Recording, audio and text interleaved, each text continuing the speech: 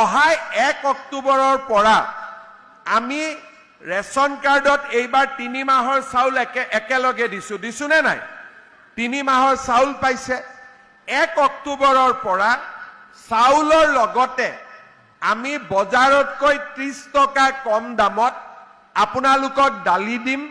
আপোনালোকক নিমখ দিম আৰু আপোনালোকক চেনি দিম এইখিনি আপোনালোকে 1 অক্টোবৰৰ পৰা পাব আৰম্ভ কৰিব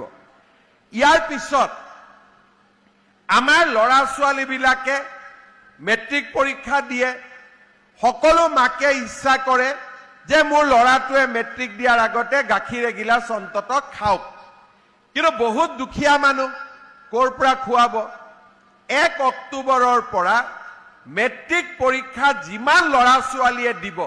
মেট্ৰিক পৰীক্ষা নোহোৱালৈকে তেওঁলোকক আমি মাহত 300 টকাকৈ দি থাকিম যাতে লৰা ছোৱালী কেইটাক আপোনালোকে পুষ্টিকৰ খোৱা খুৱাব পাৰে